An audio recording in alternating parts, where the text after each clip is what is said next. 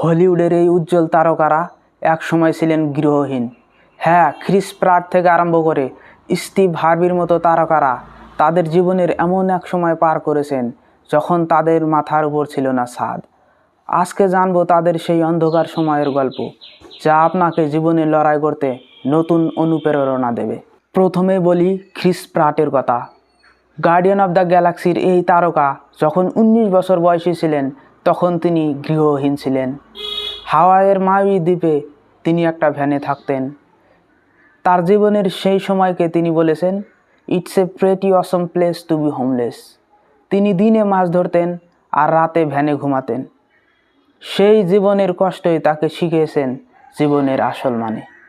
এবার জেমস ক্যামেরনের গল্প। টার্মিনেটর এবং অ্যাভাটারের কিংবদন্তি পরিচালক যখন টার্মিনেটর লিখেছিলেন তখন তার হাতে টাকা ছিলেন না। তিনি গাড়িতেই থাকতেন, চাকরি ছেড়ে দিয়ে পুরো সময় স্ক্রিপ্ট লিখতেন। একটা সময় এমনও ছিল যখন তার হাতে খাবারেরও টাকা ছিল না। কিন্তু আজকে তিনি বিশ্বের সবচেয়ে সফল চলচ্চিত্র পরিচালকদের একজন। এবার বলি স্টিভ হার্ভির কথা, যার নেটওয়ার্থ বর্তমান $1 বিলিয়ন চেয়ে বেশি, অর্থাৎ তিনি একজন বিলিয়নার। একসময় এই জনপ্রিয় টিভি হোস্টের কাছে থাকার জায়গাও ছিল না। তিনি তার গাড়িতে বসবাস করতেন, খাওয়া আর গোসলের জন্য গ্যাস স্টেশন ব্যবহার করতেন।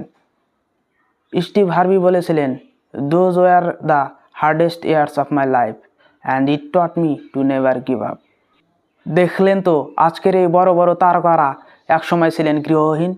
আজকের এই ভিডিওটি যদি ভালো লেগে থাকে তাহলে আমার চ্যানেলের অন্য ভিডিও দেখতে পারেন। দেখা হবে অন্য একটা ভিডিওতে।